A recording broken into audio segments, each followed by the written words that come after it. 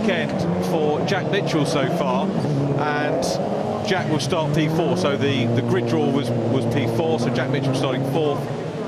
The pole position going to Sam Weller, who we've already seen take race wins so far this year, with Max Coates sharing the front row of the grid. Max was 3rd in race 2 of the weekend, and then Jack Mitchell on the outside of row 2, but to his inside, the reigning champion, Dan Zelos. So it's going to be an interesting race. Conditions are mini-ish, which if you want a wet race, you maybe think, yeah, the minis would be good.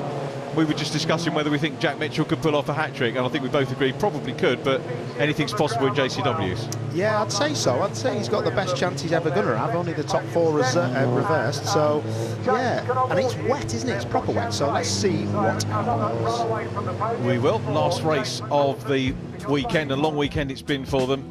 Here's how they line up for the Quaife Mini Challenge. Round 6 here at Brands Hatch. Sam Weller on pole position from Max Coates, Dan Zelos and Jack Mitchell. Behind them, Alex Denning, the rookie championship leader. Then one of the leading directors group, that's the over 35s, Joe Tanner on the outside of row 3. The 4th row, Jason Lockwood, and the winner of this equivalent race at Donington Park, Ronan Pearson. Jack Davidson's next with Taylor Whitson, then Tom Wheatley and Bradley Gravitz. Ethan Hamilton on row 7, good progress from him in race 2. Keenan Dole to his outside, then it's Jerry Ratz and Hannah Chapman. Robbie Dalgleish, the broken rear windscreen, he's on row 9 next to Ross Marshall. Ryan Falconbridge is on row 10 next to Jamie Osborne, then it's Rue Clark and James Griffith. Lydia Walmsley and William Hardy on row 12. Row 13, Leo Paniutu with Josh Jackson. Lewis Brown way back on row 14, he's got a huge amount of work to do, as have David Sterling, Harry Nunn and Baz Ward.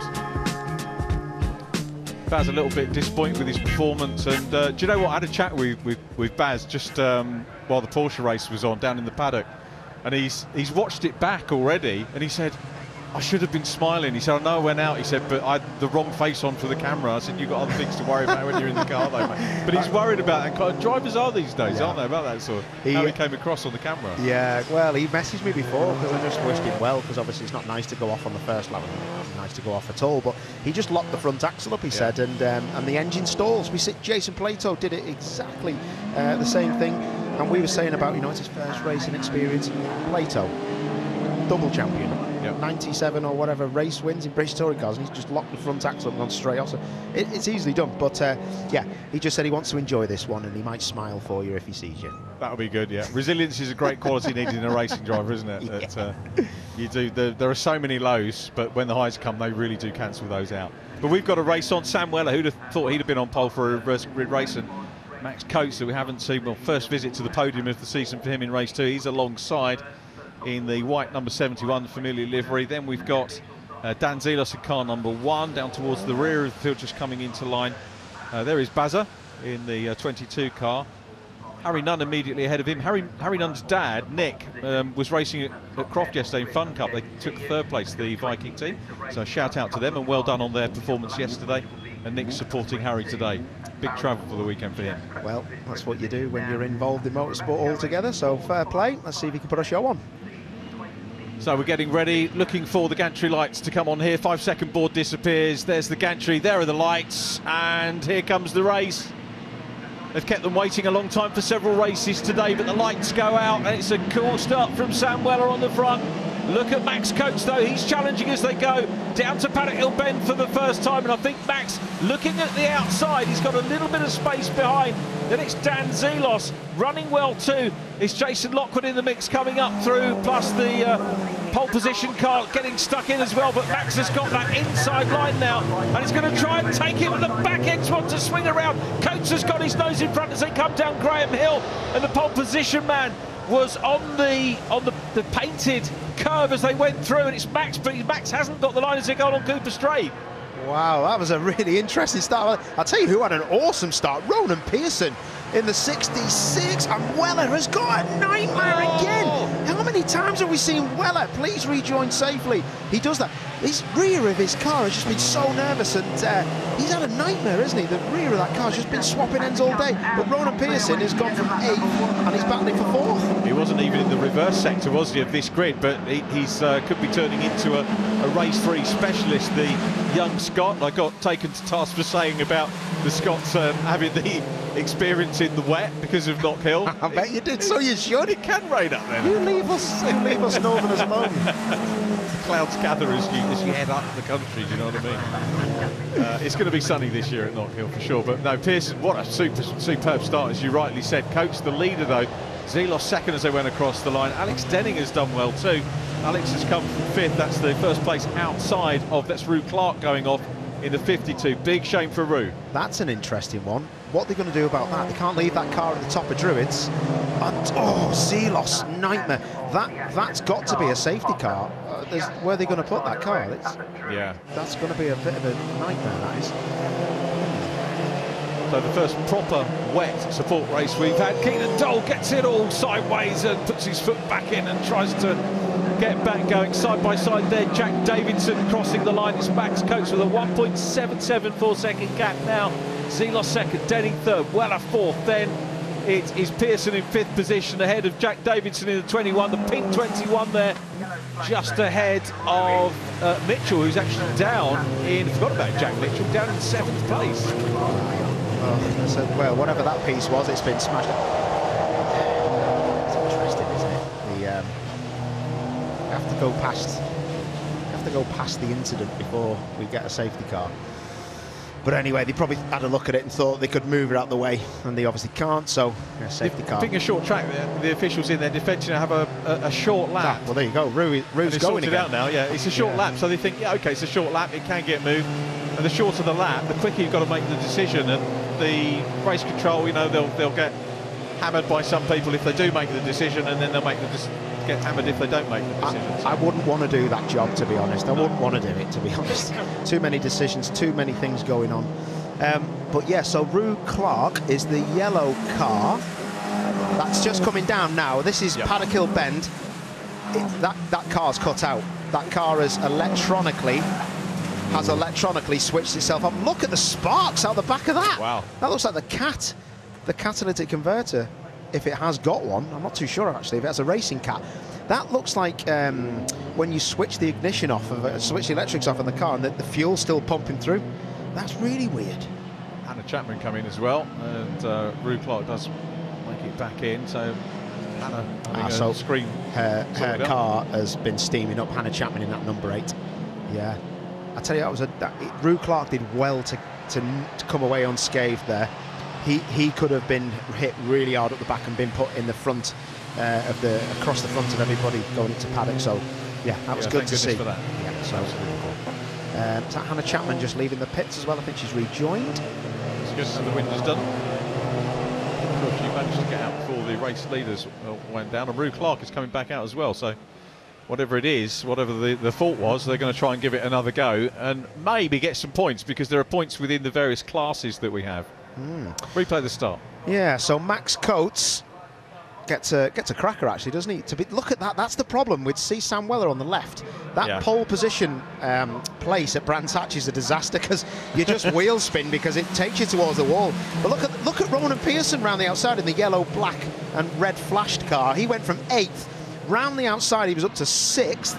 Watch again. So look at row 4. So look at Ronan in the just the right of your screen, that yellow car there with the black and the red bits on. He comes past everybody, 8th up to about 5th or 4th. He turns in and hopes that he doesn't get turned round by Jack Mitchell, to be fair. So he was right back past him. Absolutely amazing stuff.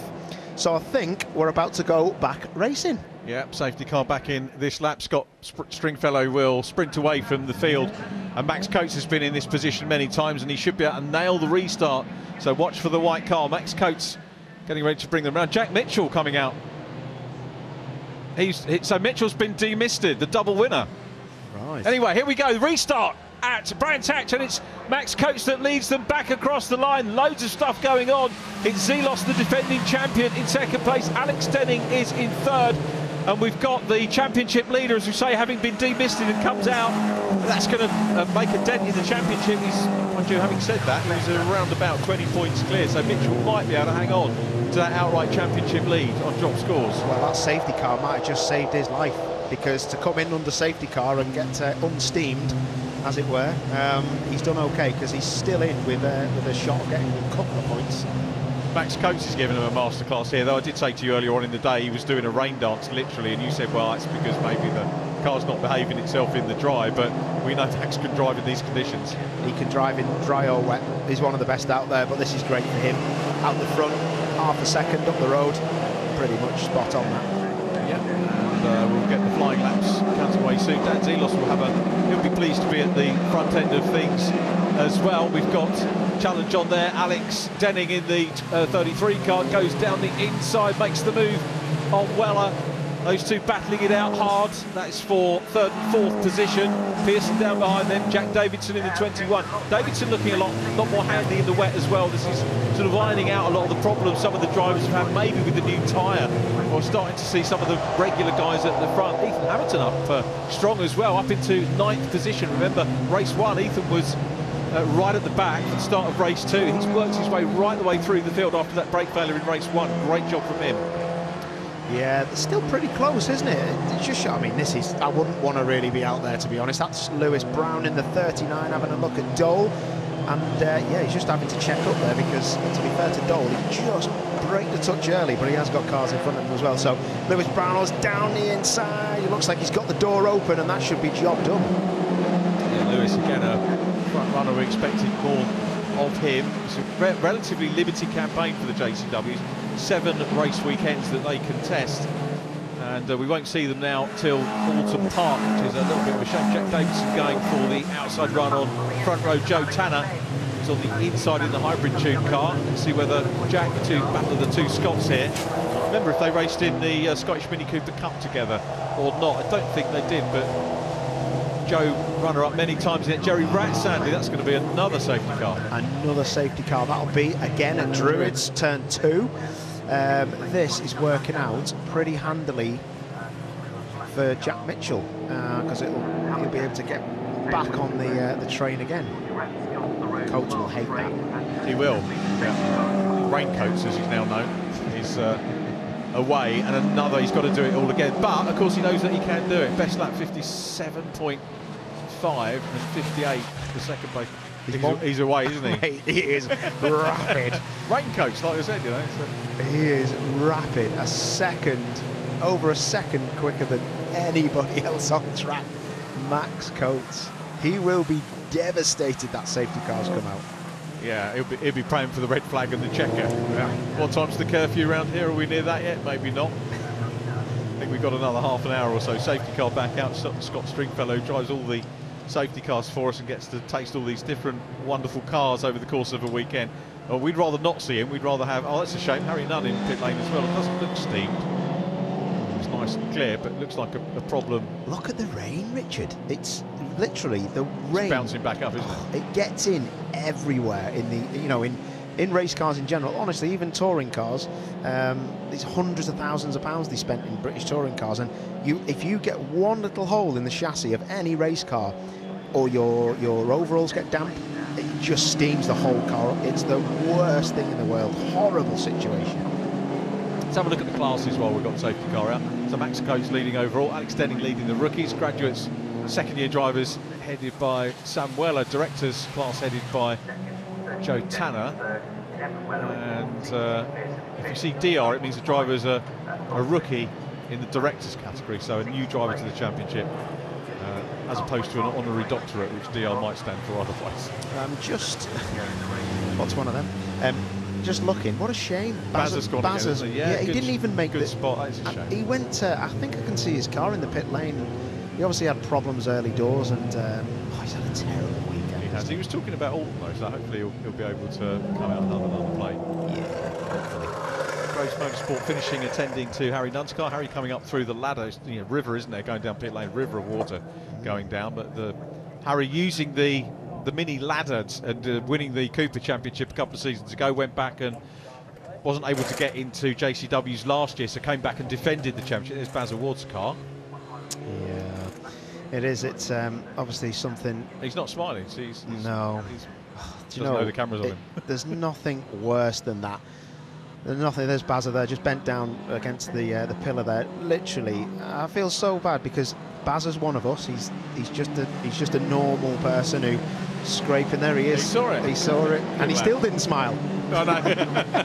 But he did play for the camera, so yeah, well done, Bazza. Yeah, that's fair. But it's such a shame. Such a shame. They work so hard to get on the grid, you know, and because it's always a lot different when you know someone, but it's just so disappointing. I know how much she was looking forward to this weekend. But I've got to say, they've been really busy at Druids this weekend. These marshals, again, we actually don't praise them enough in my eyes, to be honest. I mean, what a horrible day to have to do this job, and they just get on with it, don't they? Yeah, and do you know what? Yesterday it was absolutely sweltering. I mean, I got sunburn, red face, red nose, and everything else. And the drivers, the marshals were there in all the gear, extra layers that they need. Stick a camera in his face. He's got a bit of a smile now, hasn't he? Hopefully his sponsors get a bit of coverage, and yeah, I hope so. Yeah. But going back to the marshals, you know, yesterday blazing hot, and they've got extra layers on which they've got to cope with. And today they're out there in all that rain. Yeah. They just don't get a good day. Bradley Gravitt. Gravitt, he's steamed up, but that's not why he stopped there, unless he cannot see. I can't see that he would stop in the middle of the track if he cannot see. Something else has happened. That steam could be from the engine overheating as well. Yeah. So that can be a problem. Maybe if they move it, you'll see a load of fluid maybe down. Yeah, that's a shame. Good lad is Bradley. Always doing loads on the promotion side. We think there might be some contact, whether this was behind the safety car or not. Let's have a look. So the car's being pushed away by the marshals, and I heard a little bang in the background there. Oh, that's interesting. So who was that going through shot then? Was that William Hardy in the number 9, got hit from behind from Bradley? Very possibly, yeah. So I don't know whether he's been unsighted, and whatever's happened, he's hit the back of that car and it's just cut out. But I'm not being funny. If his windscreen was like that, I'm not surprised he hit the back of the person. Yeah, well, that's why Hannah Chapman, who's just going past there in the number 8 car, came in and did the demisting. Yeah. So right of shot. Yeah, right of shot. Just, you'll hear the noise first. So this car, look, the car, is that number 9? Can't see on the blur. Anyway, yeah, that looks like there's just been a bit of a traffic jam as everyone slowed down for the incident. Bit like on the motorway when you're rubbernecking. But we don't do that, do we? I've never done it. But you can see that steamed up winder, if that is from that. But I think that may have been from when you've hit the car. You might have split the rad and all the water's gone up. But so 2 cars are going to have to be parked up. And you can see there from the shot of the recovery how they've designed the layout of the track there just to allow enough space for cars to be towed out of the way so we can get going. And in fact, they've done the opposite with Bradley's car, pushed it to the inside. Best bet. Which used to be the old photographer's gallery. You normally see a few togs out there with their lenses because they can get really close to the cars with a relatively unimpeded view. There's one there. Yeah, that's a really good place to put it. But I'm just thinking, I just wonder why that car has stopped, because I'm hoping it's not split a rad, because if it has, there'll be liquid down at Druids, but the marshals would have seen that. So hopefully not. 5 minutes ago, there's Bradley going away, and another driver managed to catch up with, and enjoying his racing and enjoying the extra pace that he's found this year, getting up towards the top 10 and into the top 10 in these races, which is what you need to do in your graduate year. But we've got the safety car lights out and we're ready to go racing for the 3rd time here at Brands Hatch in race 3 of the weekend. Max Coates has got the job to do again. He's got some difficult competition behind him. Alex Denning looks hungry in 3rd. He's snapping at the heels of the 2nd place car, Dan Zelos, but Max Coates tears away from them as they go across the line from Dan Zelos in 2nd, Denning, Weller, Pearson, Lockwood and Tanner, the top 7, followed by Ethan Hamilton, who's making good progress as well in that 23 car, the Blue Machine, trying to get on terms with these leaders. Challenge on, Denning looks for 2nd, looks to the inside. That's covered by the number 1 car. Coming up now is Weller in the mix as well, and then 3 cars right behind. Another one of the hybrid tune machines in that, but Coates has got away again. Yeah, he has, hasn't he? And tell you what, Zelos is holding the pack up, isn't he? And Max Coates has got away with a big thing here, because Dan Zelos behind him is really backing everyone up. But whatever Coates and Graves have done with that car, they have done an amazing thing. And that was a pass, wasn't it? That was a pass. Was that Weller, that? No, that was Tanner. It's front row, wasn't it? Wow, Joe Tanner round the outside. What was I saying about Knockhill earlier on? You know, I stand by what I said. I have seen some dry races there. Joe is quick in any condition, to be honest. Ex-Scottish Formula Ford 1600 champion, so single-seater champion, as well as newcomers champion in the Scottish Minis. He was vice champion, I think, to Kenny Thirlwall. He was a great mini racer back in the day. He's racing bikes now. He's Kenny, one of my favourite drivers to watch as well. Yeah, they tell you, this is not going to end well, because front row Joe there in that hybrid tune, yellow and black and white car, is looking for Denning. You can smell blood. Look at that. He'll try and get back on the inside of him, or will he hang it around the outside? You've got to watch that curve in these minis, because they've been having trouble with the front left, where they've been just hooking the curb and ripping the tyre out. But look at this. This is proper battle. Coates is gone. He is done, but this is mega. Yeah, this is all about second place, and it's the defending champion, Dan Zelos. First decent look we've had of him.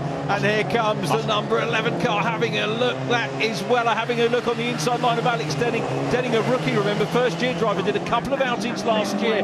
Joined us for the first time at Donington Park last season, and he's got on the pace very, very quickly indeed. Second generation Irish racer, very quick indeed, and a big addition to this championship. But this is the battle for second, third and fourth. Fifth position is headed by 21, the pink car of Jack Davidson. Davidson behind him has got Ronan Pearson. Big sideways moment for him. He's going to go across the traffic and winds up tapped on the barrier. Could have been a worse one, but not the way Jack Davidson wanted his race to finish. Cars everywhere. Yeah, cars everywhere. And I couldn't quite see, but I don't know whether he had a left rear puncher. It just let go. I know it was on the paint, but I was looking as the car was rotating. It looked like it had a bit of a problem.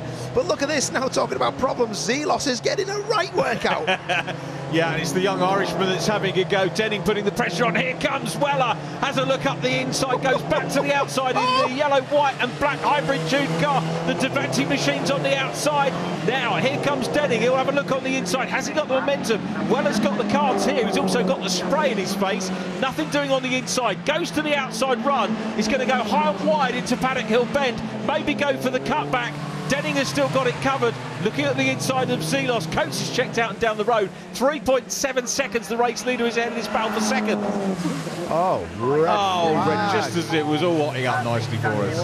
That is a major pity. But, and that's why Jack Mitchell has wound up. The championship leader has had contact very clearly and is off in the gravel. That's had one in the passenger side door. Keenan lost it. That's such a shame. That's horrible. That when that happens. So Dole. That's it. So Jack would have known that was coming, because he accidentally got into the back of Dole because of the contact with, I think it was Rue Clark, wasn't it? Rue Clark, yeah. So Rue Clark sideways. They all check up. He loses it on the grass, comes back across, and thank goodness that it didn't hit any harder than that, because that was on the driver's. That was in the driver's door. That. So watch the slot. So he tags by accident. Let me add. Yeah, he was turning away, wasn't he? He was turning away, and then he fires into the side. Oh, that's horrendous. Shame for Keenan Dole. Shame for Jack Mitchell as well after two. And Ross Marshall did well to nip through on the inside and get away with that. Puncher, well called. It was a left rear puncher. Well called out. So why was that? So he's just turning in. Watch the pink car, and it just lets go. And I thought it was a bit strange, but he did well to hang on to it. It was already punctured before you can see. Yeah, that was weird. Do you know what? Then that left rear puncher look. It's punctured before it's hit the wall. Yeah. The reason that has punctured, I think, will be because he's because he's maybe caught the curb I was on about at Graham Hill Bend on the apex. So yeah, that is a real shame. That is. Yeah, they need to keep away from those, don't they? If they can, but when it's wet, it's difficult. That's caught him out. Sadly, Jack Mitchell, championship leader. Well, you never know. We keep saying you never ever know what's going to happen in these races, and Jack's gone from a double win. We were talking about a potential hat-trick for him, and winds up getting tagged and pushed off into the gravel. He will be taken out of the result as the cause of the red flag. And I'm assuming we're going to get a checker. We must do. Normally the red flags would see everybody come down onto the grid, but everybody, in fact, actually going back. Yeah, it's going to be a race result. They're going back into the paddock now, so it will be a checker. But we'll have to get official confirmation of that for you. Jack gesticulating that he wants to get back as soon as possible. The 21 car back in and that will have a change of rim and a new tyre to get that back to the paddock. Yeah, not an ideal end to that, is it? But Max Coates earned his win though, didn't he? Do you reckon he's happy? Well done, Max. That's a great result. I tell you, he must have a really soft car, because that had so much traction, and I was very impressed with that. It was proper stuff. Great stuff from Max Coates. He is celebrating, and we'll catch up with his celebrations the other side of this upcoming break. Please stay with us.